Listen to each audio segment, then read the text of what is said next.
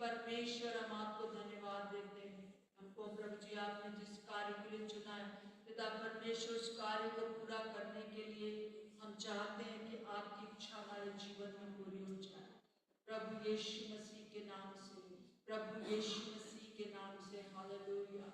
ओ प्रभु यीशु मसीह हम धन्यवाद देते हैं कि ऊपर यूथ और नीचे प्रभु जी जबकि डाइनिंग हॉल में छोटे बच्चे हैं, हर एक के जीवन से आपका हम बात करेंगे प्रभु जी। हमारा एक एक पल, हमारा एक एक सेंटेंस प्रभु जी आपके लिए जो भी कहा जाएगा वो पूरा होगा। हालेलुया। धन्यवाद हो प्रभु जी, हृदय की गहराई तक चला जाएगा। प्रभु आपका धन्यवाद, धन्यवाद। तो सब अपना हाथ उठा के प्रभु को धन्यवाद दीजिए और हालेलुया। धन्यवाद धन्यवाद धन्यवाद धन्यवाद प्रभु यीशु, धन्यवाद प्रभु Yeshu. Thank you Jesus, thank you Jesus. सब अपना हाथ उठा के प्रभु को धन्यवाद दीजिए क्योंकि प्रभु आपको यहाँ पर लेकर आए और प्रभु यीशु मसीह का ये अपना कार्य है जो कि वो आपके जीवन से करना चाहिए। आप बहुत स्पेशल हैं। आप अगर यहाँ पर हैं, चाहे ऊपर यूथ में, चाहे यहाँ पर, चाहे नीचे बच्चे, हर एक के जीवन में प्रभु का कार्य पूरा हो रहा है। हालेलुया। धन्यवाद। दिखंबराना माशक्कानी कलमा हालेलुया। जीवित परमेश्वर हम आपको पुकारते हैं, हम आपको पुकारते हैं, सिर्फ आपको पुकारते हैं। हम प्रार्थना करते हैं पिता परमेश्वर की आपकी उपस्थिति हमारे बीच में आए। हम धन्यवाद देते हैं। सब लोग मुंह खोल के प्रभु को धन्यवाद दीजिए और फिर उसके बाद 1 मिनट के लिए अपना अपना बिल्कुल खामोश हो जाएंगे। 2 मिनट तक हम लोग धन्यवाद दें, अपना मुंह खोलकर और प्रभु की उपस्थिति में बैठे। प्रभु आपसे कुछ कहना चाहे आज सुबह आपके परिवार के लिए, इस कॉन्फ्रेंस के लिए या जिस भी बात के लिए प्रभु आपको कहना चाहता है। अपनी आंखें बंद करें और प्रभु को धन्यवाद दें। हालेलुया। शोधाना हालेलुया। यीशु मसीह के नाम से, यीशु मसीह के नाम से, प्रभु यीशु के नाम से हालेलुया। प्रभु आपका धन्यवाद हो, धन्यवाद हो, धन्यवाद हो पिता। आप हमको सुरक्षित यहाँ पर लाए और जो काम आपने हमें दिया है उसको काम को पूरा करने के लिए आप हमारी सहायता मदद कर रहे हैं। प्रभु हम आपको धन्यवाद देते हैं। आप हम में से हर एक से प्रभु बात करें। प्रभु मैं या अर्पण या कोई और नहीं, आकाश कोई भी नहीं, परंतु प्रभु आप स्वयं पवित्र आत्मा बातचीत करेंगे, आप स्वयं बातचीत करेंगे। प्रभु यीशु मसीह का धन्यवाद, प्रभु यीशु का धन्यवाद। राजाओं के राजा, प्रभुओं के प्रभु आपका धन्यवाद। Hallelujah hallelujah. शमदा खारी लबा हालेलुया, शमदा खारी लबा हालेलुया। पवित्र आत्मा आपका धन्यवाद हो, आपकी महिमा हो। हालेलुया। पवित्र पिता परमेश्वर धन्यवाद धन्यवाद धन्यवाद धन्यवाद धन्यवाद प्रभु, धन्यवाद प्रभु यीशु, धन्यवाद प्रभु Yeshu. Thank you Jesus, thank you Jesus. जैसा कि प्रभु आपका वचन कहता है कि हर एक पत्थर लुढ़काया जाएगा, हर एक जहाँ पर भी मृत्यु है हमारे जीवनों में, चाहे हमारे रिलेशनशिप में, चाहे हमारे अपने एटीट्यूड में, सारी चीजें हटेंगी हटेंगी प्रभु यीशु के नाम से, प्रभु यीशु मसीह के नाम से। Hallelujah. Thank you Jesus, thank you Jesus. प्रभु यीशु मसीह आपका धन्यवाद, धन्यवाद। हम इस समय एकदम खामोश होकर थोड़ी देर के लिए बिल्कुल खामोश हो जाएंगे। 1 मिनट के लिए हम सब खामोश हो जाएंगे और इस समय प्रभु से पूछिए, प्रभु कुछ बताना चाहता है, आप उसके लिए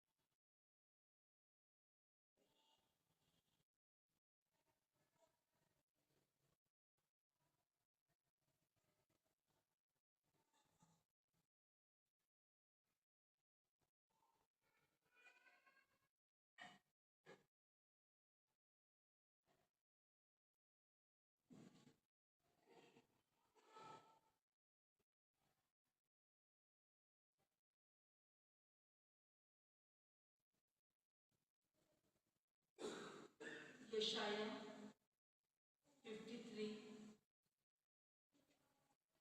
और उसकी चौथी पद। निश्चय उसने हमारे रोगों को सह लिया और हमारे ही दुखों को उठा लिया, तो अभी हमने उसे परमेश्वर का मारा कूटा और दुर्दशा में पड़ा हुआ समझा, परंतु वो हमारे ही अपराधों के कारण घायल किया गया, वो हमारे अधर्म के कामों के कारण कुचला गया, हमारी निशानी के लिए उस पर ताड़ना पड़ी कि उसके कोड़े खाने से हम लोग चंगे हो जाएं। हम तो सब के सब भेड़ों के समान भटक गए थे, हम में से हर एक ने अपना अपना मार्ग लिया, और यहोवा ने हम सबों के अधर्म का बोझ उसी पर लाद दिया। प्रभु आपका धन्यवाद हो कि जो अभी हम लोगों ने वीडियोस देखे, सब देखा इस बात को कि आपने हमारी सारी दुर्बलताओं को, सब प्रकार के हमारे दुखों को, हमारी सारी बीमारियों को, जो कि हमारे अपराधों के कारण, हमारे पापों के कारण और हमारे अधर्म के कारण हम पर थी, आपने सब चीजों को उठा लिया है। प्रभु आपका धन्यवाद। जीवित परमेश्वर, इस समय हम सब कुछ आपके हाथों में सौंपते हैं, यीशु मसीह के नाम से मांगते हैं, आमीन और आमीन। अभी भी कुछ लोग नहीं आए हैं। आपके दोनों पति कहीं बाहर तो नहीं चले गए?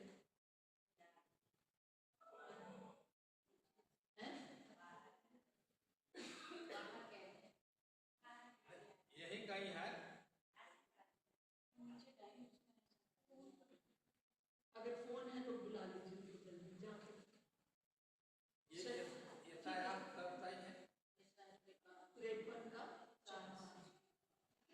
तो जैसे अभी हम लोगों ने सब देखा कि बहुत अच्छा, यह बाद में आप लोग हिंदी में भी इसको देख सकते हैं, तो बहुत अच्छा रहेगा।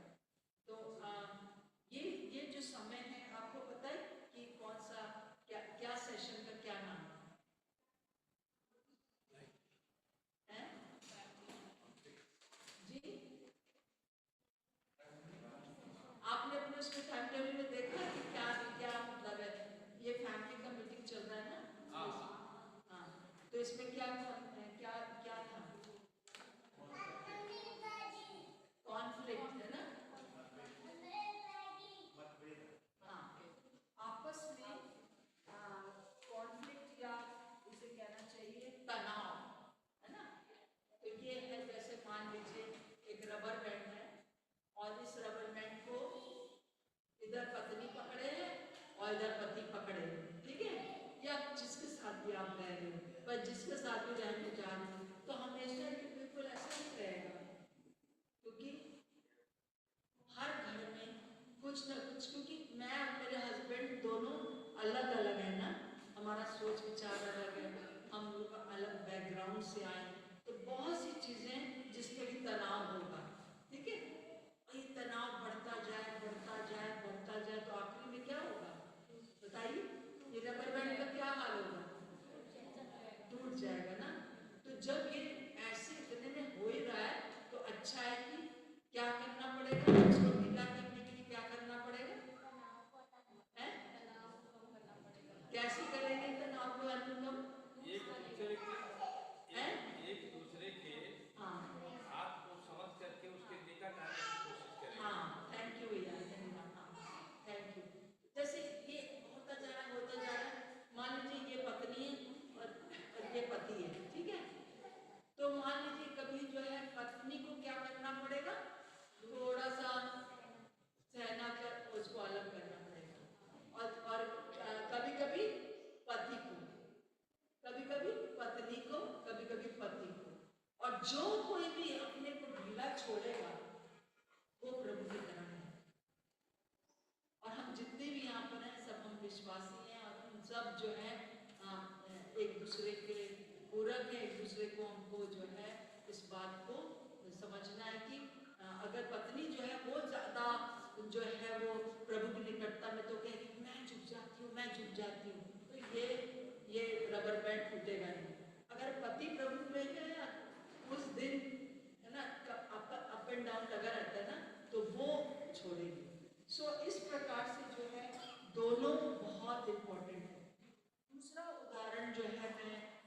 हमेशा ये रखती हूँ। इसको क्या कहते हैं? हैं? ये मल्टी प्लग है, हिंदी में कुछ और कहते हैं इसको, है ना? है, ये स्विच है। तो ये जो है, मान लीजिए पति है, ये पत्नी है, ठीक है? ये पत्नी है, ये पति है, तो क्या अलग अलग हम काम कर सकेंगे? नहीं। ये अलग पड़ा है, ये अलग पड़ा है, कब होगा? जब दोनों मिल जाएंगे तब ना इलेक्ट्रिसिटी आएगी। है? इलेक्ट्रिसिटी ऐसे नहीं आ जाती है, दोनों को एक होना पड़ेगा, जिसका जो काम है उसको करना पड़ेगा, है ना?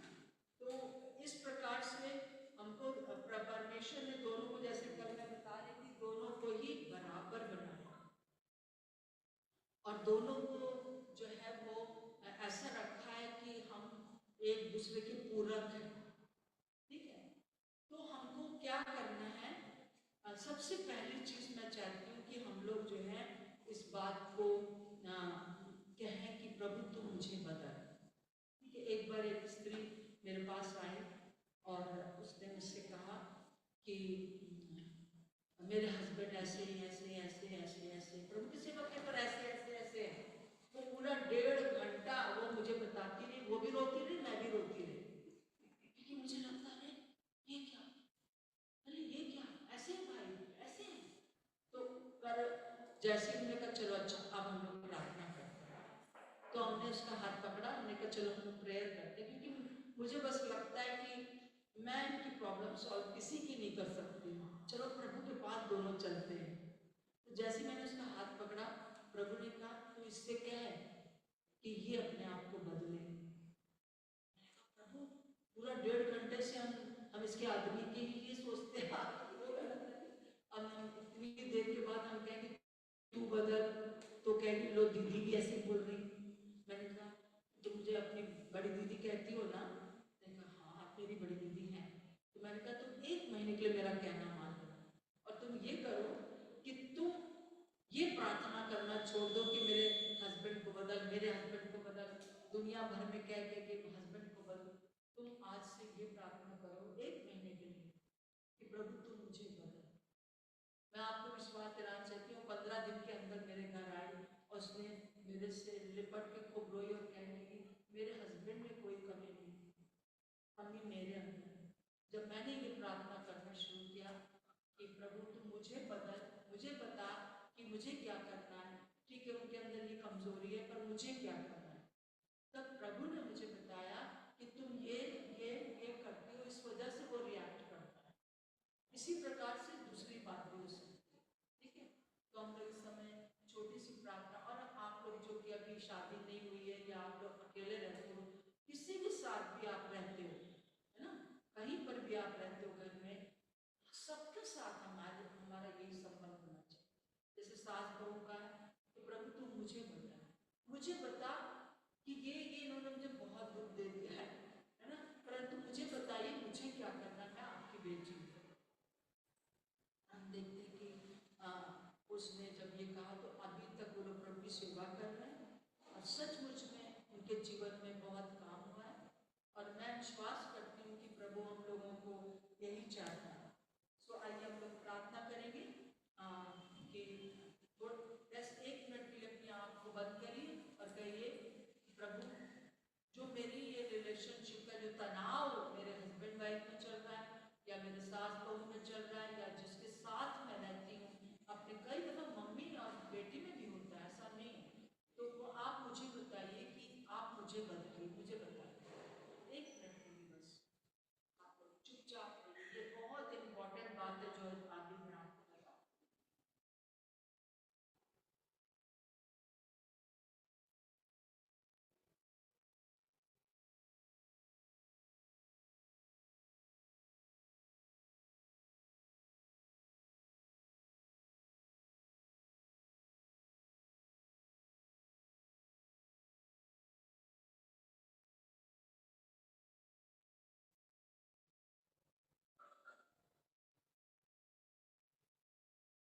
पिता परमेश्वर, हम सब के सब जितने इस हॉल में बैठे हैं, हम प्रार्थना करते हैं प्रभु आने वाले दिनों में आप मुझे बताइए, हमें बताइए हमें कहाँ बदलना,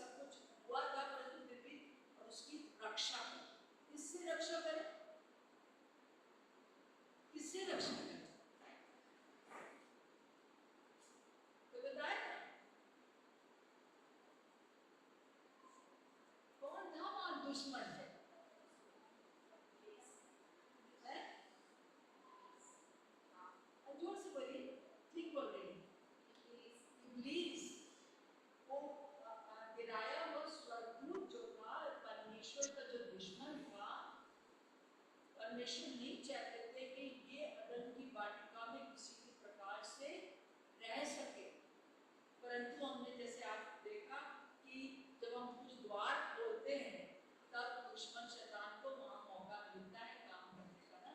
तो हवा ने क्या किया, दुश्मन शैतान के लिए दरवाजा खोल दिया और आदम ने भी फल खा लिया।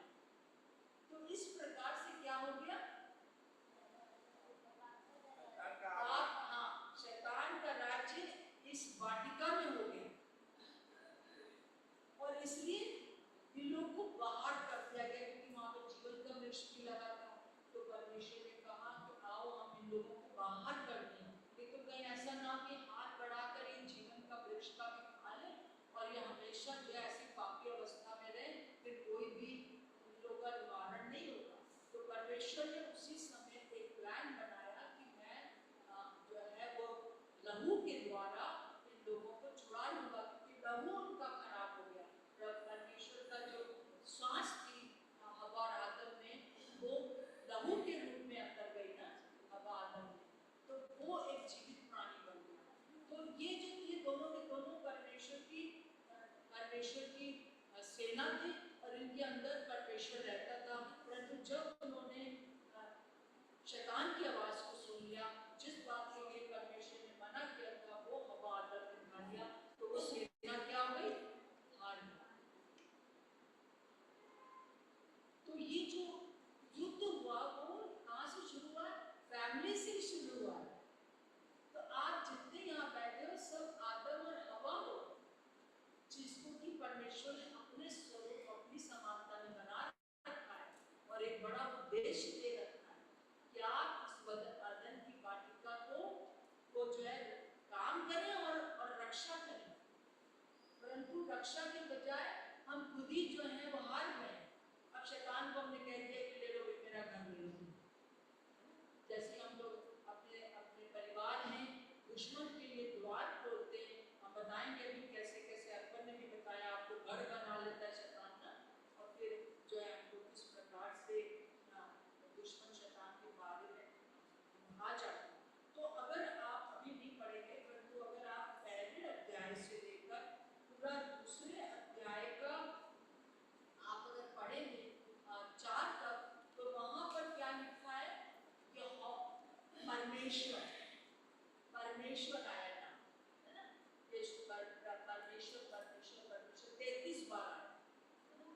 तो 33 बार आया 3 तक, मतलब पहले अध्याय से लेकर दूसरे अध्याय के दूसरे पद तक, तीसरे पद तक परमेश्वर कितनी बार आया, 33 टाइम आया। बस जो लोग सोते दिखाई तो क्या कहते हैं, तो क्या हुआ, उस ये परमेश्वर जो आया इसका मतलब है एलोहीम परमेश्वर, सारी सृष्टि का रचने वाला, बार बार आया।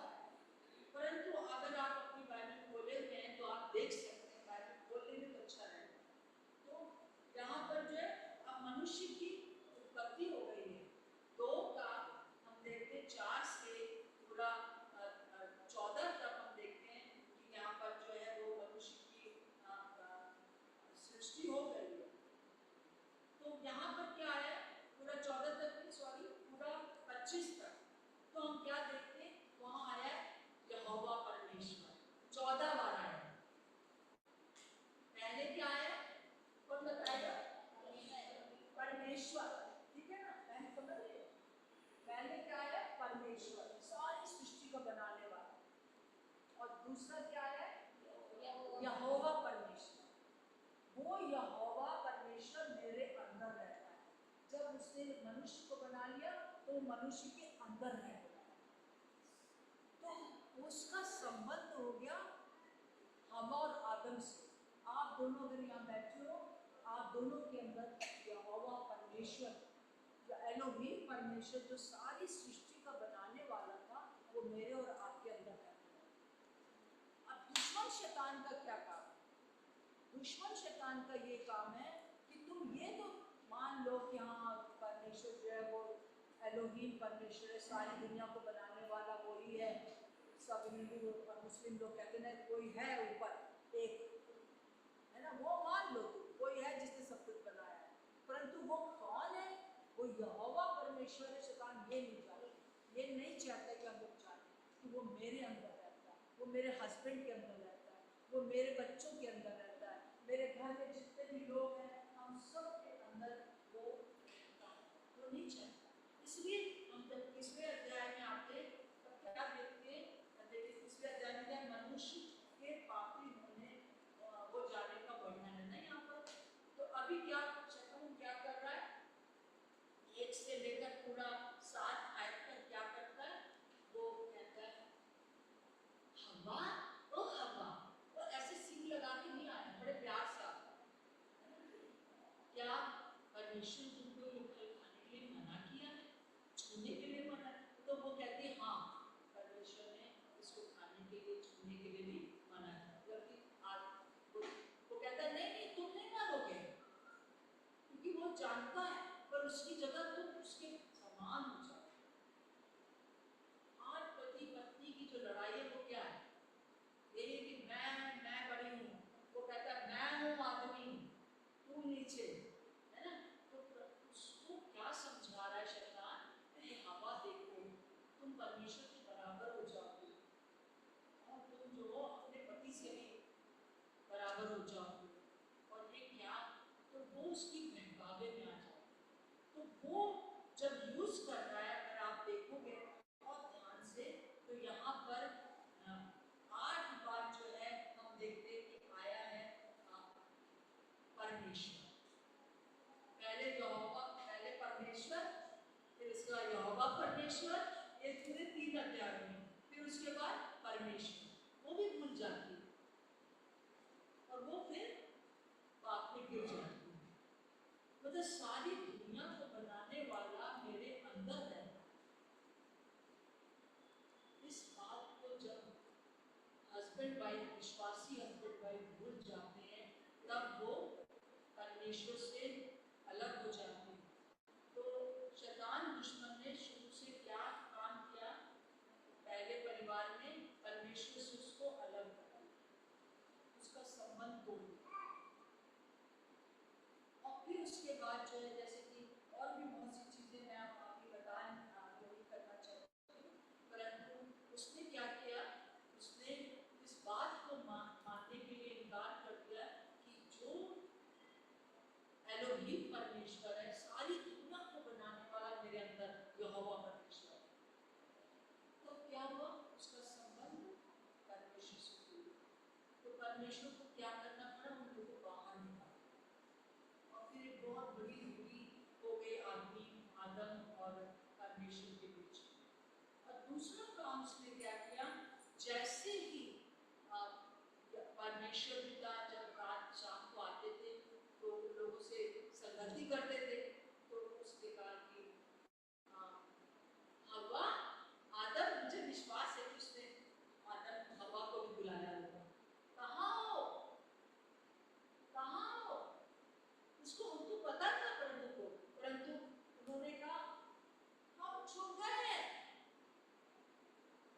हम तुम्हारा शब्द सुन के हम डर गए, छुप गए, हमें डर आ गया।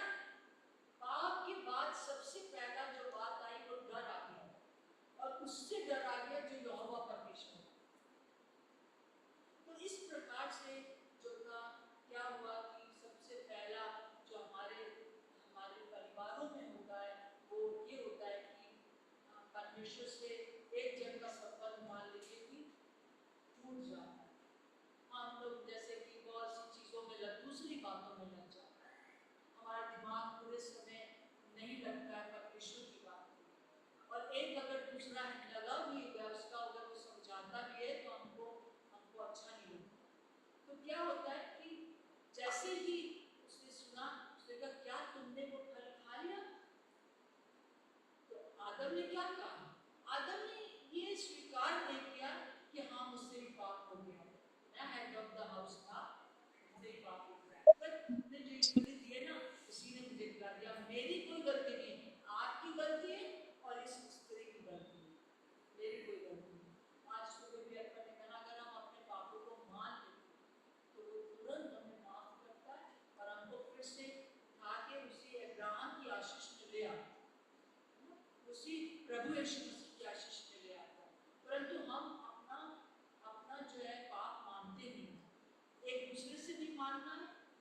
परमेश्वर से जो मानना है, जो नहीं मानते तो आपस में फिर क्या है, एक बड़ी बड़ी बीच में आपस में भी लड़ाई होगी।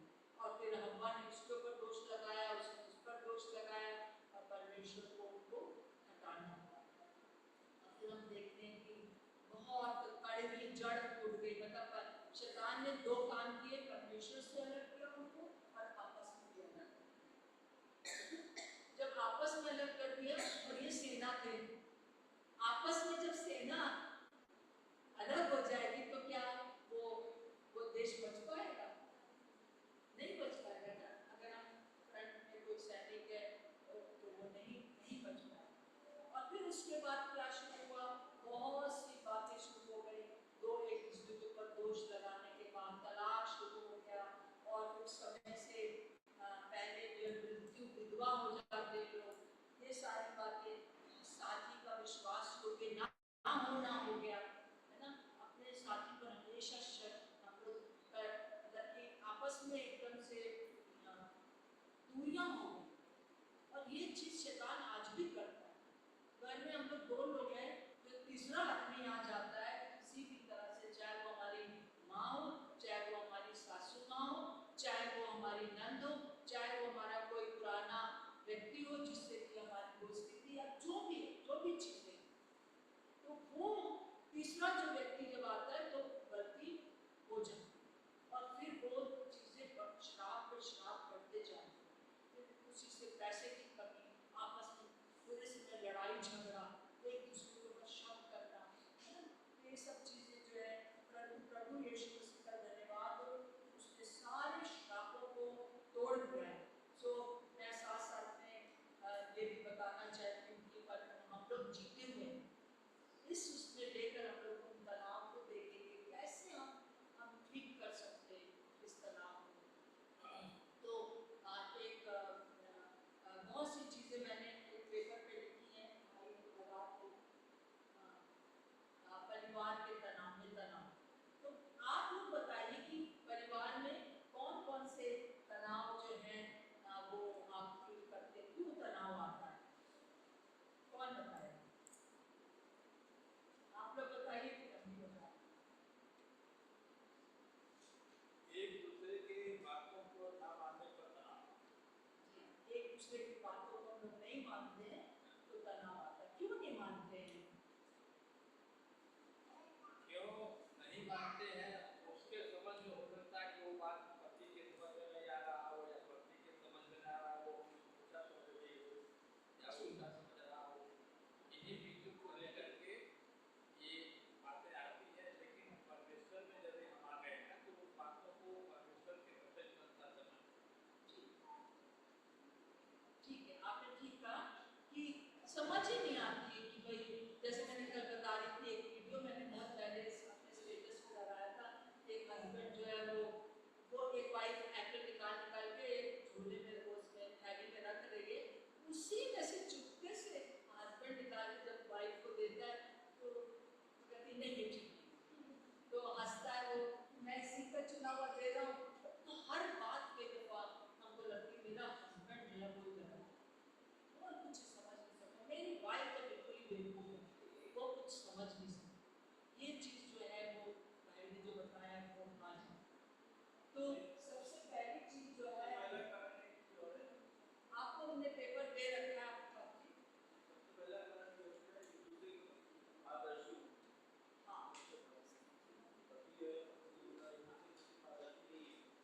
जी। हाँ, पारदर्शी नहीं, हाँ, झूठ नहीं बोलना। बिल्कुल बिल्कुल, जी हाँ, जी। पारदर्शी नहीं है, इसलिए ऐसा होता है। तो यहाँ पर हमने कुछ चीजें लिखी, जो आपके पास पेपर में है, लिखने का जरूरत नहीं है। तो विवाह का चुनाव जो होता है अगर गलत है, बहुत इम्पोर्टेंट है, बहुत इम्पोर्टेंट है। चाहे आपकी उम्र निकल जाए उससे चिंता ना करो, आपके बच्चों की उम्र निकल जाए चिंता ना करो, पर सही व्यक्ति मिलना बहुत जरूरी है। साहित्य हमारी 32 ईयर्स की हो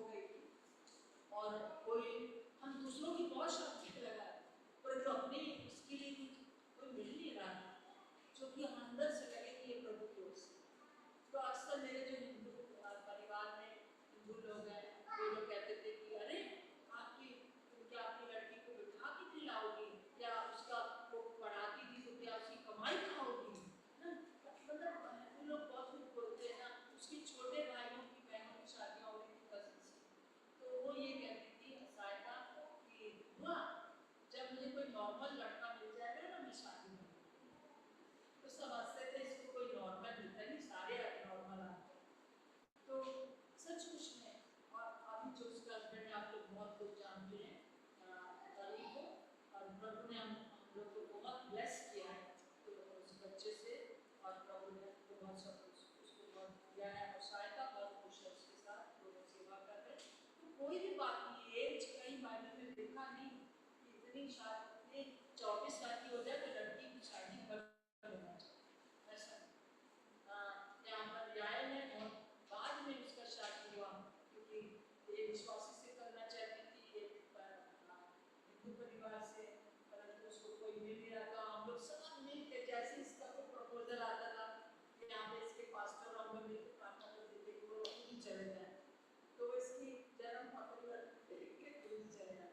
बाद में प्रभु ने भाई के साथ उसको जोड़ा, प्रभु का धन्यवाद। तो विवाह का चुनाव बहुत दिखता है। फिर विवाह का दिन, जैसे ऊपर लिखा है रीति रिवाज, बहुत दफा ऐसे रीति रिवाज शादियों में क्रिश्चियन परिवार में भी होते हैं कि जिससे कि और ज्यादा मतलब कि तनाव हो जाता है। और क्या कहते हैं, और जब अगर हमारी हिंदू तरीके से शादी हुई तो आप जानते हैं उस दिन से जो दिमाग में आ जाता है कि उनके माँ बाप ने ये किया, उनके माँ बाप ने वो किया, बहुत परेशानी होती है। तो जो रीति रिवाज है उसको हमको ध्यान देना है, जो परमेश्वर की ओर से नहीं उन रीति रिवाजों को हमें नहीं मानना। दोनों जो शादी कर रहे हैं उन लोग को जो है ये स्टैंड लेना पड़ेगा, ठीक है।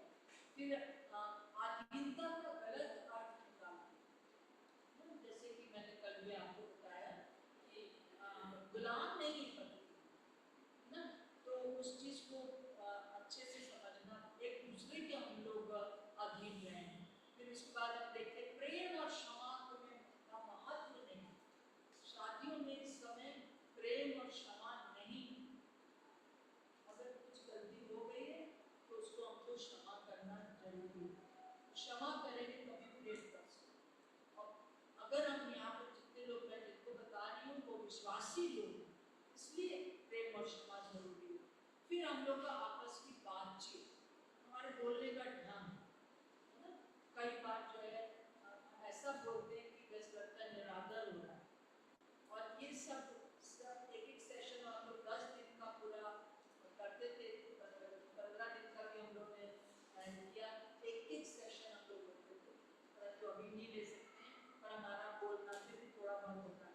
फिर पृष्ठभूमि में भिन्नता, हम दोनों पति पत्नी अलग अलग पृष्ठभूमि से, किसी के घर में जो पापा हैं वो चाय बनाते हैं सुबह, किसी घर में पापा कभी किचन में गए नहीं, तो दो अगर पत्नी ऐसे परिवार से आई है जहाँ पर कि पापा ही हमेशा चाय बनाते हैं, तो वो सुबह तक सोती है, वो कहती है यहाँ के भी पापा जो है वो चाय बना के लाएंगे, पर सब बोलने लगते हैं अरे ये बहू देखो कितनी देर तक सो रही है, क्योंकि उनके परिवार में ऐसा नहीं, उनके परिवार में उनकी माँ नहीं बनाया जाता। तो एक दूसरे के इसमें आप लोग को जानना बहुत जरूरी है, बहुत देखना जरूरी है। जैसे कल भी मैं बता रही थी कि मैं ऐसे परिवार से आती हूँ कि सबसे हम बात करते हैं, पर मेरे हस्बैंड के परिवार में कम बात करते हैं ऑपोजिट सेक्स से, मतलब जो घर में भी अगर कोई आ जाए तो उनके परिवार में अगर लड़का आया तो ये करेंगे, लड़की आई तो मैं शुरू में जब हमारी शादी हुई तो मैं थोड़ा ज़्यादा खचखच करती हूँ, बोलती ज़्यादा हूँ, है ना। तो क्या कहते हैं कोई भी स्टूडेंट आ रहे हैं उनके साथ बात कर रहे हैं, वो हमारे किचन में भी चले आ रहे हैं, है ना, तो बहुत फ्रेंडली हो जाती थी। तो एक बार इन्होंने मुझे कहा तुम लड़कों से ज़्यादा बात ना किया करो, क्या करती हो, बिल्कुल चुप रहा, मुझे बिल्कुल पसंद नहीं है। क्या है तो परंतु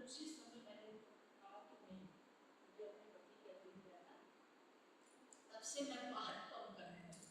और उसका एक फायदा जो हमेशा से तो बुढ़े नहीं थे ना, पहले तो 24 इयर्स की शादी नहीं थी, तो बाद में मुझे पता भी चला कि एक भाई आए साउथ के थे, वो किचन में आते एकदम सटे जा रहे हैं।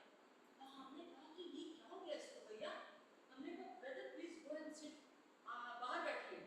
पर वो कह रहे कोई बात नहीं, कोई बात नहीं। हमने कहा नहीं नहीं कोई बात नहीं, आप जाइए बैठ, क्योंकि उन्होंने मेरे दिमाग में डाल दिया कि तुमको इस तरह से तुम नहीं जानते कि आदमी लोग लड़के लोग कैसा सोचते हैं, तो उनको ये नहीं लगता कि तुम शादीशुदा हो। तो मुझे फिर समझ में आया कि जो उनका पृष्ठभूमि के अनुसार मुझे वो करना था जो वो चाहते, और वो मेरे लिए सुरक्षा। हमेशा पति लोग जो भी बोलते हैं, अगर वो उनका हम लोग कहना मानते हैं तो हमारी सुरक्षा उसमें है। जितने भी कहते हैं, मैं आपको अपना ये साफ बता रही हूँ, चाहे वो कभी गलत भी आपको लगे, परंतु सुरक्षा आपकी उसी कि आप उनका। फिर उसके बाद जो है बच्चों का शासन बहुत इम्पोर्टेंट है। बच्चों के उसमें हम लोग आपस में लड़ लेते हैं ना, हस्बैंड कभी कभी बहुत ज़्यादा मारने पीटने लगते हैं, और तो फिर क्या होता है कि मदर कहती है अरे बिल्कुल मार रहे हो इतना ज़्यादा, अच्छा नहीं है। तो उस समय जो लड़ाइयाँ हो जाती है, तनाव होता है बच्चों के पीछे, पढ़ाई के पीछे उनकी। तो ये भी एक बहुत बड़ा वो है जो कि हम लोग कल परसों देखेंगे थोड़ी देर के लिए। फिर उसके बाद पैसा, पैसा पैसा करती है क्या है गाना, पूरे समय पैसा पैसा।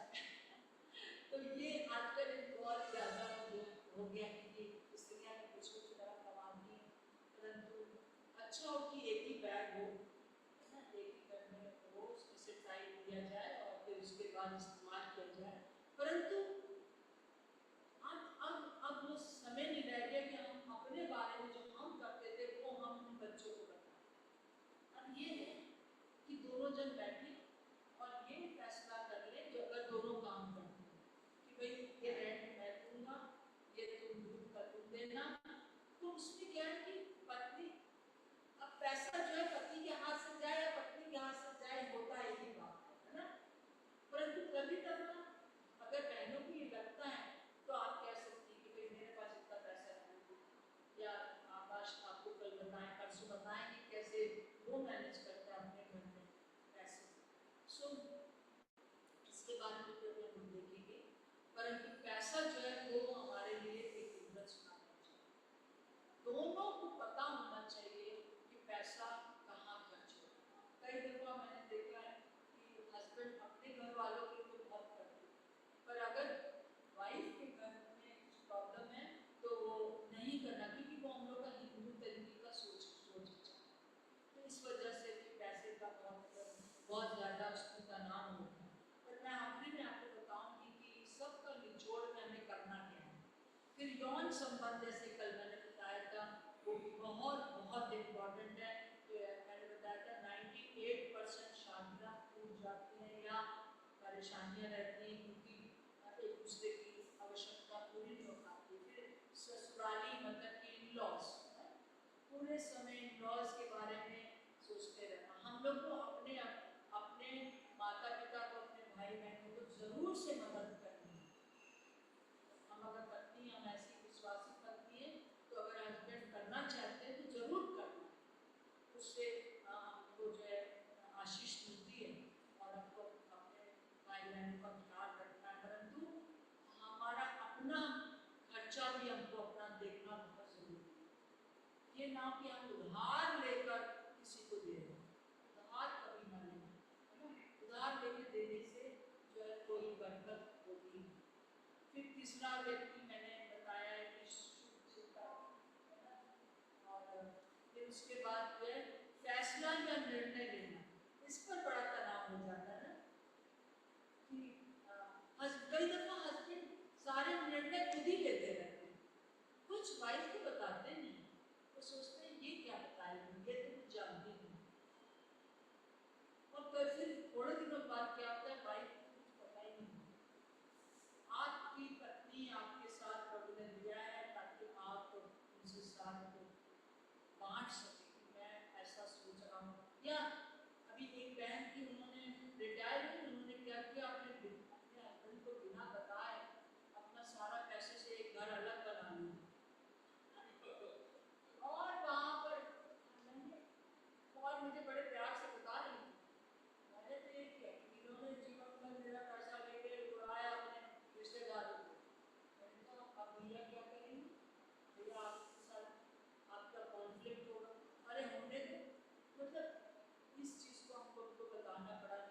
दिया तो बता दीजिए, और उनसे कह दीजिए कि मैंने ये इसलिए किया। और हमने प्रार्थना भी किया कि उसकी वजह से ये ओल्ड कपल है तो उसकी वजह से बहुत प्रॉब्लम है। फिर उसके बाद है घर में काम करना। तो कई बार लोग सोचते हैं कि ये तो वाइफ का ही काम है, जैसे कि कल मेरे हस्बैंड बता रहे थे, और वास्तव में इन्होंने मेरे साथ मेरा बहुत साथ दिया है। कई बार मैं प्रभु की सेवा के लिए, मुझे जब बच्चे छोटे ही थे तब मैंने कहा नहीं तुम जाओ, मैं 4-5 दिन 1 हफ्ता में बच्चों को देख लूँगी। और मुझे मालूम है बच्चों को देखना आसान नहीं है पुरुष के लिए, परंतु उन्होंने मेरा साथ दिया, इसीलिए मैं आज यहाँ खड़ी हूँ और इसीलिए मैं उसको की सहायता कर सकती हूँ, क्योंकि उन्होंने मेरा इस सब बातों में जो उन्होंने बोला उन्होंने की। और फिर उसके बाद हमारी प्राथमिकताएं, मैं कुछ मेरे लिए प्राथमिकता है, स्त्रियों के लिए क्या प्राथमिकता होती है, घर है ना, और पुरुषों के लिए क्या प्राथमिकता होती है, ऑफिस के लिए ऑफिस को भी घर में लेना, या मेरी प्राथमिकता है प्रभु की सेवा, और हस्बैंड की प्राथमिकता नहीं थी प्रभु की सेवा करनी, तो भी जो है प्रॉब्लम है। इसीलिए शादी से पहले अवश्य इस बात पर डिस्कस करना है कि मेरा ये दर्शन या फिर हस्बैंड के दर्शन के साथ ही आप चलें, ठीक है। और फिर उसके बाद हम देखते हैं कि आत्मधारणा बहुत इम्पोर्टेंट है, सेल्फ इमेज, और मतलब अपने लिए मैं क्या सोच रही हूँ। मैं एक ऐसे परिवार से आती हूँ जहाँ पर कि मैंने अपने आप को बहुत हीन समझती हूँ। मुझे काजल बता रहे तीसरी भी लड़की हो गई, पंजाबी में ना दूजा देने कहते हैं ना, दूजा मतलब ऐसे मतलब एक श्राप हो, तीसरी भी लड़की और वो भी काली बहू थी। मगर मेरी छोटी बड़ी बहन जो थी वो पंजाबी में जैसे गोरे होते हैं, तो मैं अब पढ़ाई में भी मैं अड्डा बट्टा पढ़ा था, तो मैं बहुत कमजोर थी हर तरह से। तो मेरे जीवन में हमेशा बहुत लो रहा, कभी मैं किसी से बात नहीं कर पाती थी, मेरा हाथ एकदम पीले हो जाते। कई दफ़ा क्लास में मुझे समझ भी आता था, परंतु मैं हाथ नहीं उठाती थी क्योंकि मुझे लगता था सब हंसेंगे अगर मैं गलत बोल दूँगी। सो इस प्रकार की बहुत सी बातें थी, परंतु प्रभु ने मेरे जीवन को बदला। और जब शादी हुई तभी भी कुछ चीज़ें थी पुरानी थी, वो स्त्री हैं तो ये नहीं कर सकते हैं, औरत है तो ये नहीं कर सकते हैं, क्योंकि हमारे घर में ये एक वातावरण था। पर मेरे हस्बैंड ने कहा कि नहीं तुम बहुत अच्छा बोल बात सकती हो, तुम बोलो, तुम मैगजीन लिखो। तो इस प्रकार से उन्होंने मेरा बहुत सहायता किया, मेरे आत्मभावना को सुधारा, परमेश्वर ने उनसे ज़्यादा। और फिर उसके बाद एक और कारण है जो कि हमारे अंदर तनाव हो सकता है, वो है व्यस्तता, मतलब कि बिजी रहना।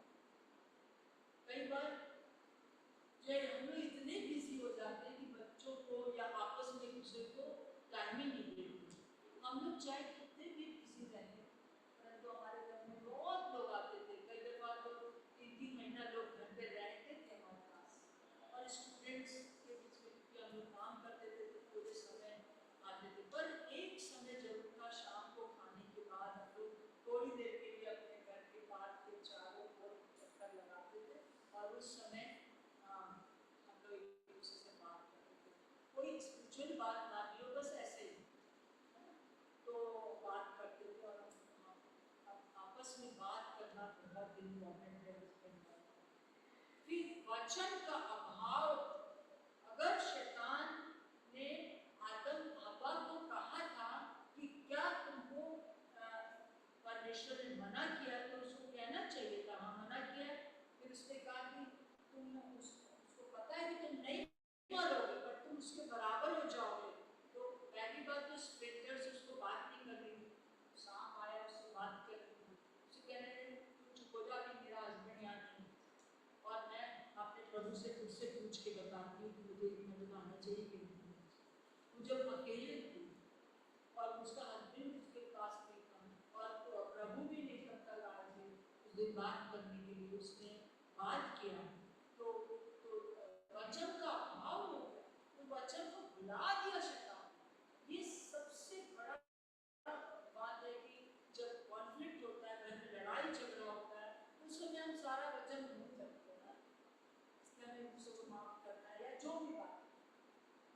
वचन को, जिस घर में वचन का अभाव है उस घर में जो है शैतान पूरी तरह से कार्य करने लगता है। तो हमको इन सब चीज़ों का आप सबको पता है कि ये सब चीज़ें होती हैं। और भी कॉन्फ्लिक्ट का अगर मैं पूछती आपसे तो आप लोग बता सकते हैं। कोई चीज़ अगर मैं भूल गई बताना चाहता है कोई तो बता सकता है। और क्या कारण है तनाव के? इतने सारे मैंने बता दिए ना।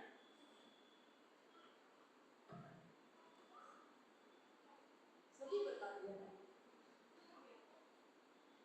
प्रभु के साथ जब संबंध किसी स्त्री का टूटा, अपने पति के साथ, अपने बच्चों के साथ, सबके साथ, पुरुष का संबंध अगर प्रभु के साथ मजबूत नहीं और जो बहुत इम्पोर्टेंट है, जैसे कल मेरे आदमी बता रहे थे कि यहाँ परमेश्वर है, फिर यहाँ पर हस्बैंड है, फिर यहाँ नीचे जो है वो वाइफ और बच्चे। तो सब गर्दन जो है वो कौन है? सिर्फ प्रभु है। मान लीजिए गर्दन हस्बैंड है और गर्दन से घर जुड़ा हुआ है, पति पत्नी है, पत्नी और बच्चे हैं। तो अगर ये जो भाग है अगर ये प्रभु के साथ जुड़ा हुआ नहीं, बहुत डेंजरस है। आज ये बड़ी समस्या। सब लोग बोलते कि वाइफ भी बोलते कि प्रार्थना करो प्रार्थना करो प्रार्थना, पर मुझे लगता है कि जितने आप लोग भाई लोग बैठे क्षमा करिएगा, आप लोग को ज़्यादा मजबूत होना प्रभु में। तब जो है ये गर्दन का काम जो है घर से जुड़ा है। एक गाना है ना कि तेरा वो सिर है घर से अलग न करना ना, तो सचमुच में ये बात सच है। तो अब ये एक बात आती है कि कैसे हम सब ठीक कर सकते हैं। विशेष बात हमारे सामने ये कैसे हम ठीक करें ये रिलेशनशिप, हम कैसे बताइए, आप लोग बताइए। सबसे बड़ा कारण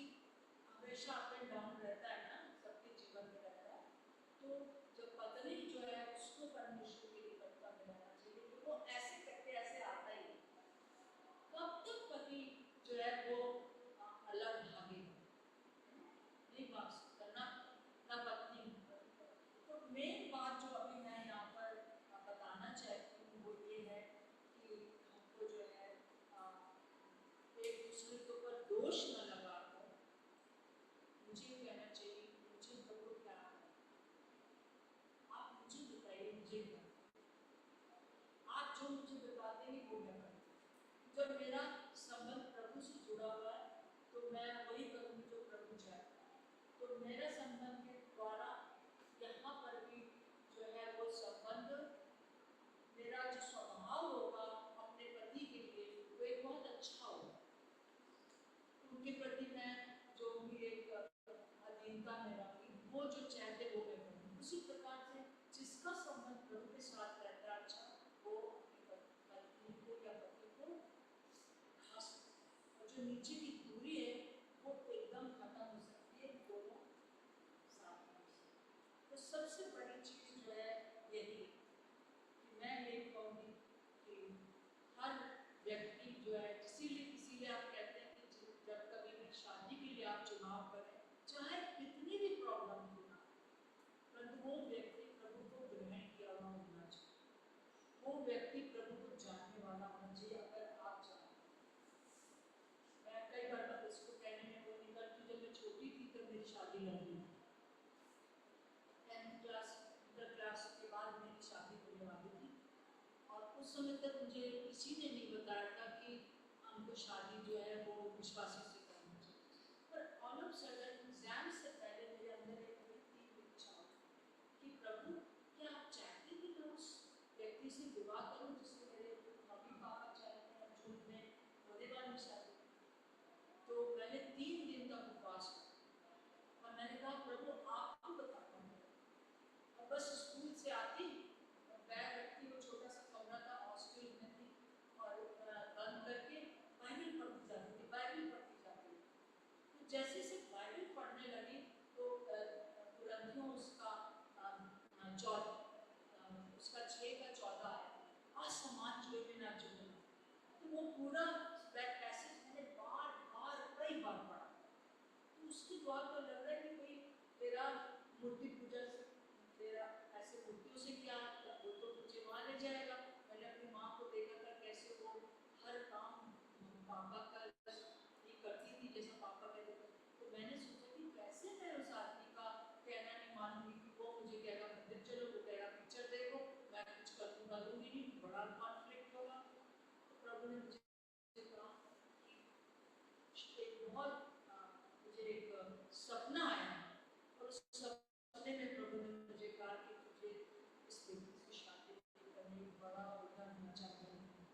मुझे घसीट करके जो है ये लोग ले जाते थे सबको, क्या मतलब साईं बाबा भी थे, चेला करता थे, भूतनाथ बाबा।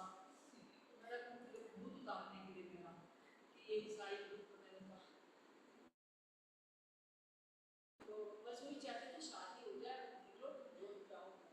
परंतु प्रभु का धन्यवाद, इसीलिए ये शादी एक विश्वासी से ही होना बहुत जरूरी है। बहुत उस समय दुख उठाया, और परंतु प्रभु का धन्यवाद हो कि प्रभु ने, जब हम लोग प्रभु के लिए वेट करते, प्रभु भी हमारी सहायता करता है। ऐसा नहीं कुछ हो, पर डर के मारे हम किसी से भी कर लें शादी को अच्छा, तो इसीलिए हमको एक ऐसे व्यक्ति से शादी करना है जो कि प्रभु से जुड़ा, तब जो हमारी दूरी कम होगी। कई बार विश्वासी से शादी करने के बाद, एक पादरी से शादी करने के बाद भी लड़कियां बोलती हैं, मैं जानती हूँ, कहती कि उनके अंदर तो सारी संसार की बातें हैं। तो मैं उनको यही समझाती हूँ कि तुमने प्रभु का कहना माना ना, सो तो हमने तो प्रभु का कहना माना कि हमने विश्वासी से शादी की। हमने कोई बात नहीं, प्रभु इसी बात को तुमको अवसर और तुम्हारे परिवार को बचाएगा। और अभी उनके परिवार में बहुत चीजें सॉल्व हुई है,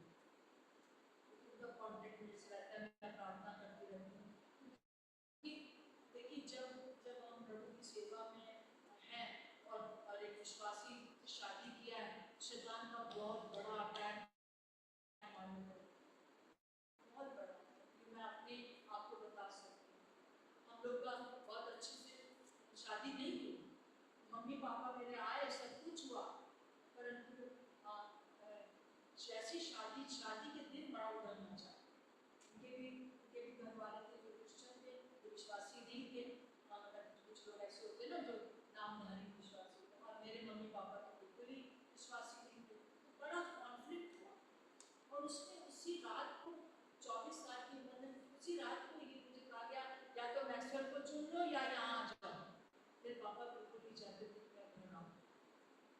तो हमने कहा कि भाई थोड़ी देर तक मैं स्टेज पर ही बैठी हूँ गुना करके, है ना, परंतु अंदर जो था उस दिन से लेकर 1 महीने तक ये मुझे बोलते रहे कि तेरी मम्मी ने ये किया, वो किया, ये किया, वो किया। मैं इनसे बोलती तुम्हारी बहनों ने ये किया, वो किया, ये किया। और हम लोग इसी उसमें जो था 25 मई को शादी हुई, 1 जून को हम लोग पहुंचे कैंप में, सेवा में चले गए और हम पहुंचे वहाँ मद्रास पहुंच गए। ना इंग्लिश आई ना उन लोग को हिंदी आए, कुछ समझ नहीं आता था और हम दोनों आपस में लड़ रहे थे 1 महीने पूरा 1 महीने। खाना बनाने का भी मन नहीं करता था, पैसे भी नहीं, क्योंकि उस संस्था में पैसे नहीं मिलते थे और हमने कभी और प्रॉब्लम तो करी थी, परंतु पैसे के लिए हम दोनों ने कभी नहीं फेस किया था हमारे दोनों परिवारों से। और वहाँ पर 1 महीने जब हम लोग लड़ते रहे, ना ना ना मैं बाइबल नहीं पढ़ पा रही थी। ये कभी मेरे जीवन में नहीं हुआ। 13 साल की उम्र से लेकर 24 साल की उम्र तक मैंने कभी ऐसा नहीं किया। मेरे माँ बाप ने मुझे बहुत मारा, सब कुछ किया, तो बाइबल मैंने बोली अरे ये तो सब गलत हो गया। और मैंने सोच लिया कि मैं क्या करूँगी, फांसी लगा लूँगी। मैं आप लोगों को इसलिए बता रही हूँ कि वास्तविकता है। शैतान बिल्कुल नहीं चाहता है कि आदम और हवा एक रहे, क्योंकि हम लोग के द्वारा एक बड़ा काम बना था। तो उस दिन ठीक 1 महीना हो गया था, एक जगह पर मेरे हस्बैंड को बुलाया गया कि आप बाइबल स्टडी के लिए जाइए, क्योंकि प्रभु की सेवा की तो ये चले गए। और मैं वहाँ पर घुटने टेक कर अपने कमरे में जो ले रखा था, मैं बहुत रोने लगी। मैंने कहा प्रभु क्या हो गया, मैंने गलती कर दी, सच्चा मान जाऊँ तो अच्छा है। और मैं बहुत रोई। तो उस समय क्या हो कि किसी ने मुझे ऐसे ऐसे, और मेरे अंदर से एक आवाज आई कि मैक्सवेल का जो चैंटी है उससे कुछ नहीं, क्योंकि प्रभु को पता था कि वो भी उसी उसमें चल रहा है। मेरी मम्मी ने भी बहुत गड़बड़ी किया था और इधर उनके भाई बहनों ने भी गड़बड़ी किया था। हम दोनों का रिलेशनशिप एकदम से वो नहीं हुई और फिर उसके बाद बहुत शांति आ गई। मैंने उसी दिन फैसला कर लिया, आज से जो मेरा हस्बैंड कहेगा मैं कुछ नहीं बोलूँगी। उस दिन मुझे आज भी याद है, मैंने एग करी बनाई और 2 अंडे रखे थे, एग करी बनाई और इनको आके जैसे ही आए वैसे मैंने इनको पानी पिलाया। तो कहते बड़ी बाइबल आ गई। इधर के लिए तो हम लोग का भी ईगो होता है ना, इसलिए प्रभु से जो मैंने कहा बड़ी शांति थी।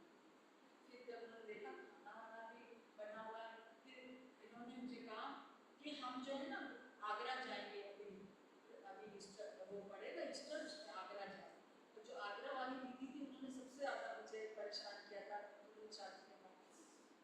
तो मैंने कहा कि कैसे देखिए शैतान काम करता है। मैं आपको खुल के बता रही हूँ, मेरे हस्बैंड होते थे वो भी आपको बहुत सी बातें बता सकते। तो मैंने हाँ चलेंगे दीदी के यहाँ। तो कहने अरे वाह बड़ी रिवाइवल आ गई। तो हमने उनको कुछ बताया नहीं, उन्होंने मुझे क्या कहा। और हम गए वहाँ और उनके साथ 1 महीना पूरा रहे। बहुत सी प्रॉब्लम्स आई, पर हर समय प्रभु यही कहता है कि तू मेरी बेटी हो, तुझको मैंने मैक्सवेल को दिया है और मैक्सवेल और तुम दोनों मिलकर मेरी सेवा करोगे। इस वजह से तुम्हारे उस समय कोई ये जो वॉरफेयर हम लोग कहाँ सुनते थे, चर्च में कुछ बताया नहीं जाता था, परंतु पवित्र आत्मा ने मुझे बताया हर समय मेरी सहायता की। तो मैं आपको यही बताना चाहती हूँ, आप लोग चाहे कि शादीशुदा नहीं हो, आप लोग जो शादीशुदा हो, ऐसा हो नहीं सकता कि प्रभु आप दोनों को यूज करना चाहता हो, मुकेश भैया और याइल को, और शैतान ना आए। आएगा वो, हवा के पास आया ना, क्योंकि उसको पता है कि अगर मैक्सवेल और स्नेक एक हो गए तो या तो स्नेक को मेरे पास प्रभु कहेगा या तो स्नेक को मेरे पास आना या मैक्सवेल को मेरे पास आना, और फिर दोनों के अंदर ये रिलेशनशिप मेरा बनना। और वो चीज जो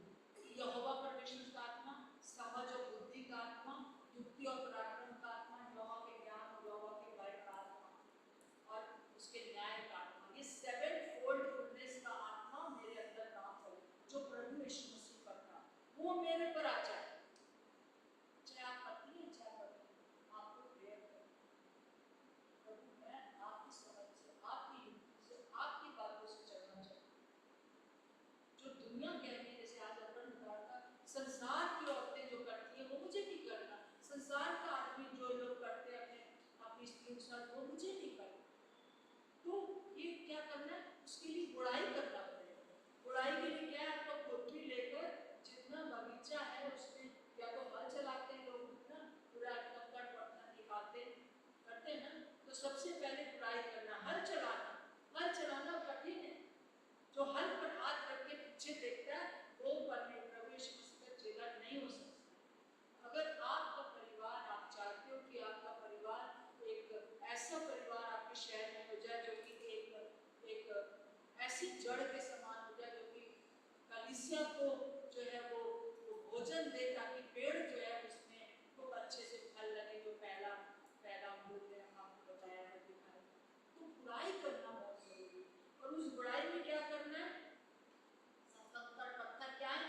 क्षमा ना करना जो है वो एक बहुत बड़ा पत्थर है, जिसमें के साथ आप कुछ भी बोएंगे वो अच्छे से नहीं उग पाए, पत्थर उसको रोक लेगा, है ना। बीज तो गया परंतु पत्थर की वजह से वो नहीं होगा। तो हमको क्या करना है? अपने स्पाउस को, अपने साथी को प्यार करना है। और वो वाला प्यार नहीं I love you I love you I love you, है ना। वो प्रीति होता है।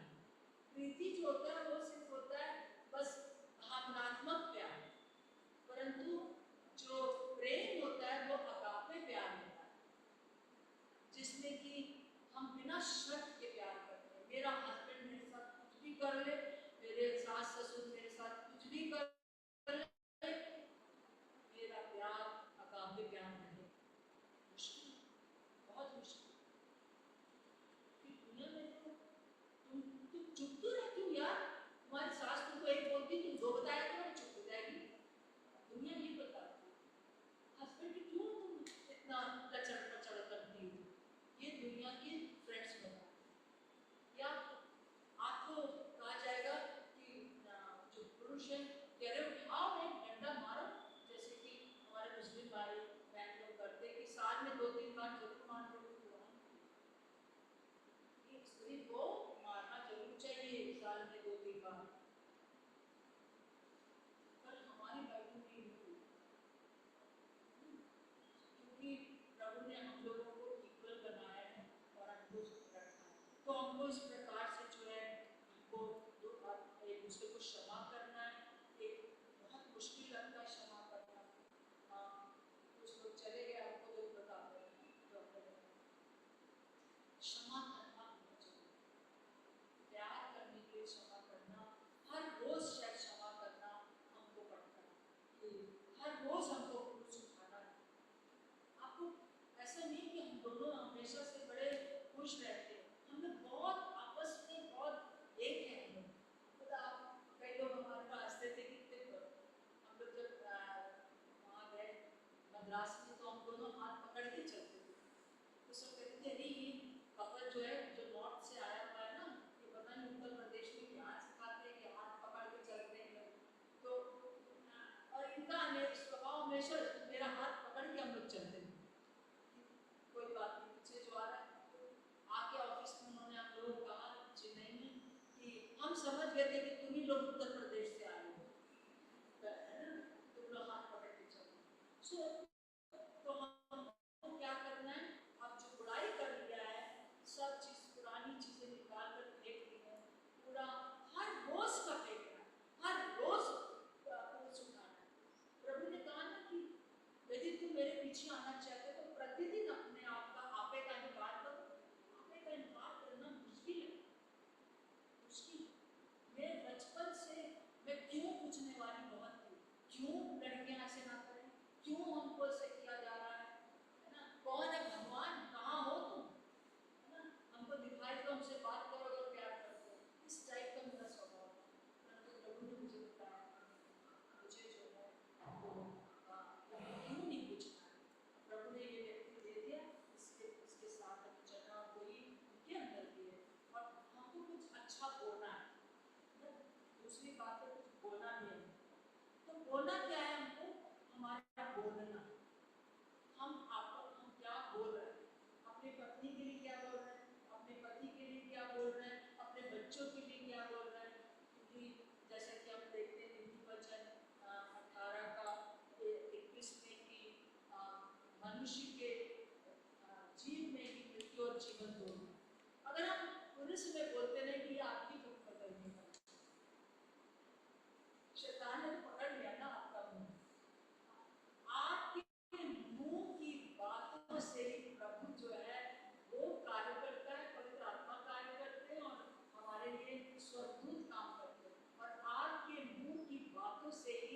दुश्मन शैतान को मौका मिले तो कभी ना कहीं की आदमी कभी नहीं बदलेगा, बच्चा कभी नहीं बदलेगा, अपने परिवार में या तेरी सास कहाँ बदल पाएंगी, बदलती बदलेंगी। मैंने आपको बताया था कि मेरे मेरे तीनों नंदे मेरे द्वारा प्रभु पास आए, जबकि ऐसा नहीं था कि मैं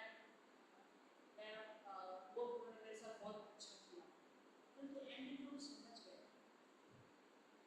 हमारा जो प्रेम है प्रभु का प्रेम है, और वो नहीं भी समझे तो भी मुझे मिल गया, है ना। सो हमको जो है हमको वो बोलना है जो भी पॉजिटिव है, नेगेटिव कभी ना बोले।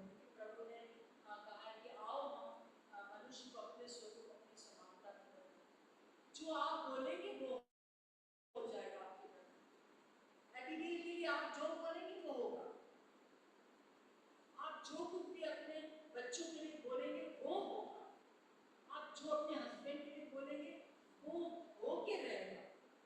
बहुत सी चीजें जो अभी बदली नहीं है परंतु बदलेंगी। सो इस प्रकार से हम देखते हैं कि हमको जो है हमारे अंदर बनाने की सामर्थ है और बिगाड़ने की भी सामर्थ है, जैसा वचन 11:11 में देखते हैं। सीधे लोगों के आशीर्वाद से नगर की बढ़ोतरी होती है और दुष्टों के श्राप से नगर ढाया जाता है। जो सीधे लोग हैं, जो परमेश्वर के लोग हैं, वो जो बोलते हैं उसका असर होता है। ये मैंने अपने जीवन में चाहे सड़क हो, चाहे देश हो, चाहे घर में कोई भी चीज हो, उसमें मैंने देखा है। और दूसरा बिगाड़ने की भी सामर्थ हमारे अंदर। और हम देखते हैं कि इस प्रकार से मत्ती 18:18 में लिखा है कि हमको बांधने का और खोलने का भी अधिकार है। हमको अपने बोलने पर बहुत ज्यादा कंट्रोल करना है। और बोलना कहाँ से आता है मैं? ये दिमाग से, है ना। जो हमारे कान से, आँख से हमारे दिमाग में गया वो हमारे दिल में चला गया, और जब दिल में गया मतलब मन में, हमारे दिमाग, हमारे दिल, हमारी इच्छा में काम कर रहा है, वो चीज निकलती है। एक जन जो है विश्वासी जन, अभी मैं आपके सामने खड़ी हूँ, मैं बहुत अच्छा एक्शन कर सकती हूँ, मैं बहुत अच्छे से प्यार के बारे में बता सकती हूँ, कि मैं बाहर जाऊँ कोई मेरे थप्पड़ मार दे और तब जो है या कोई मुझे गलत बात बोल दे, तब मेरा रिएक्शन क्या है, मेरी प्रतिक्रिया, इससे विश्वासी जाना जाए। हमारा प्रभु यीशु मसीह एक्शन से ही नहीं पर रिएक्शन से पहचान हुआ।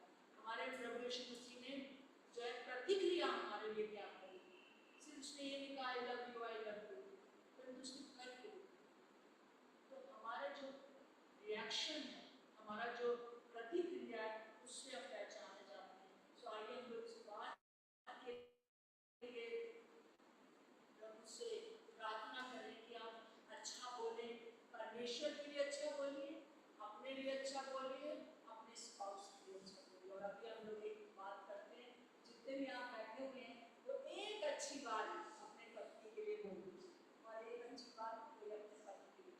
चलिए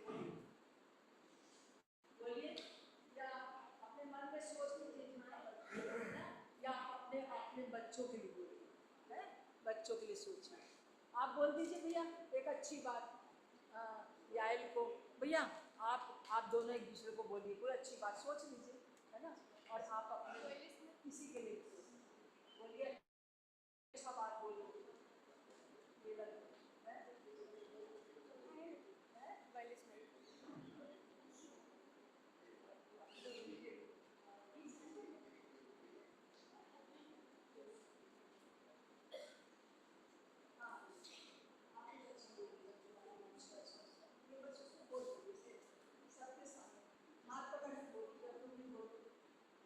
आप भी बोलिए भाई, हाथ पकड़ लीजिए कोई बात नहीं।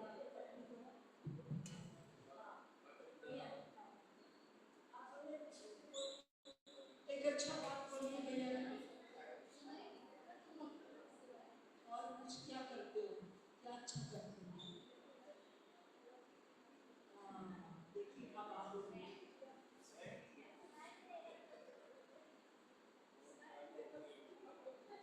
और आप मुझे कि आपका हस्बैंड कैसे चाहिए। और आज आप बोल दीजिए। क्या आइए हम लोग प्रार्थना करेंगे। और मैं कुछ चीज़ें चाहती हूँ कि आप लोग मेरे पीछे बोलें इस बात को।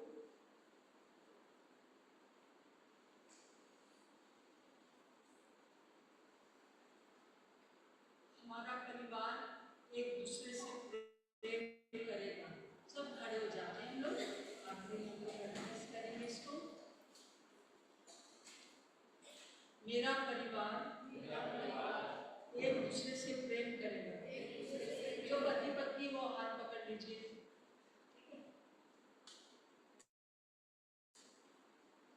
मास्टर राजेंद्र एक अच्छी बात प्रेमलता को बोल दीजिए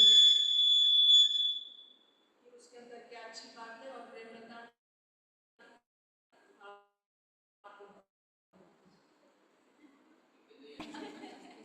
सो हम लोग सब बोलेंगे और हम पूरे परिवार के लिए। हमारा परिवार एक दूसरे से प्रेम करेगा, एक दूसरे को स्वीकार करेगा। हमारा परिवार एक दूसरे के लिए प्रार्थना करेगा। हमारा परिवार एक दूसरे के साथ सच बोलेगा। हमारा परिवार एक दूसरे के लिए कृपालु रहेगा। हमारा परिवार एक दूसरे को आनंद देने वाला होगा। हमारा परिवार एक दूसरे की सेवा करेगा। हमारा परिवार सहनशील रहेगा। हमारा परिवार एक दूसरे को कंफर्ट देगा। हमारा परिवार एक दूसरे को क्षमा करेगा। हमारा परिवार एक दूसरे के लिए उदार रहेगा। हमारा परिवार एक दूसरे का आदर करेगा।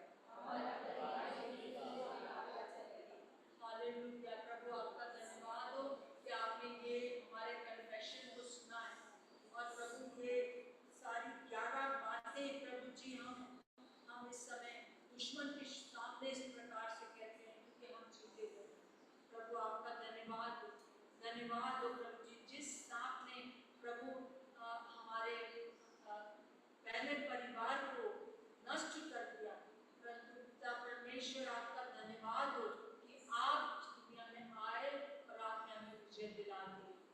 प्रभु हमारा परिवार जो है वो विजयी है, और न केवल विजय है, विजयी परंतु जयवंत से भी बढ़कर है। प्रभु आपका धन्यवाद, प्रभु आपका धन्यवाद हो। हम इस बात का इस रूम में रहने वाले हर व्यक्ति के लिए मैं करती हूँ प्रभु यीशु के नाम से, यीशु मसीह के नाम से। प्रभु यीशु मसीह जो क्रूस पर चढ़ाया गया, जैसा आज सुबह हमने देखा प्रभु जी कि आपने सारी उस गंदगी को अपने ऊपर ले लिया, उस सारी बातों को हमारे ऊपर से उठाकर आपने ले लिया। सो हम आपको धन्यवाद देते हैं कि आप विजयी। प्रभु हम विजयी इसलिए क्योंकि आप मृत्यु में से जिंदा हो, और वो जिंदा होने की सामर्थ हमारे जीवनों में, हमारे परिवारों में करती है। जहाँ पर भी रिश्ते टूटे हुए, वो सारे रिश्तों के ऊपर मैं कहती हूँ निकल आओ, कब्र से निकलो, यीशु के नाम से लाजर निकल आओ। और प्रभु यीशु मसीह उसको लाजर को खोल देते हैं। प्रार्थना करते हैं कि आज के बाद से जो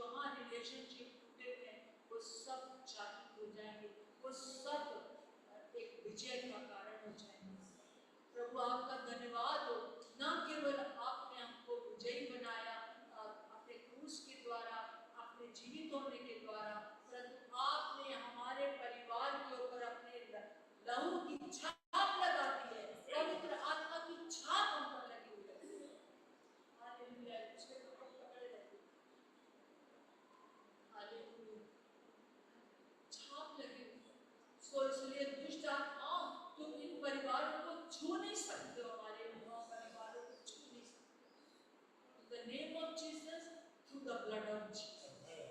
प्रभु आपका धन्यवाद हो, ना केवल आपने हमें बचाया, हमें सुरक्षित रखा है, परंतु इस दुनिया में हमें इसलिए रखा है ताकि हम प्रभु जी दूसरों को भी स्वतंत्र कर सके। आपने हमको अधिकार दे दिया है उन सांपों पर, उन बिच्छुओं के ऊपर, उन सारी दुष्ट शक्तियों के ऊपर जो दूसरे हमारे कलीसिया के परिवारों को पकड़े हुए हैं।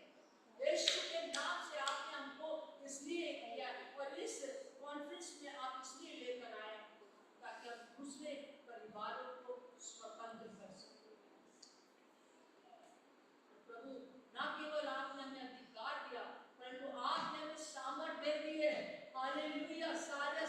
सारा अधिकार और सारी सामर्थ जो आपके पास है वो आज मेरे पास है, हमारे पास है, हम सबके पास है, हम सबके परिवारों में है, क्योंकि आपने हमको जिस परिवार में रखा है उसके लिए हम यही प्रार्थना करते हैं। हरे दुष्ट आत्माओं, तुम्हारा कोई अधिकार अब ना तो मेरे जीवन पर ना मेरे परिवार पर है। हालेलुया। सबके सब यहाँ पर स्वतंत्र है। प्रभु आपका धन्यवाद, धन्यवाद। अभी हम प्रार्थना करते प्रभु जी, ऊपर जो बच्चे प्रभु मसीह सुन रहे हैं उनके जीवनों में अनोखा काम आप करने जा रहे हो। शाम को अनोखा काम आप हमारे जीवन में करने जा रहे हो। हालेलुया। प्रभु आपका धन्यवाद।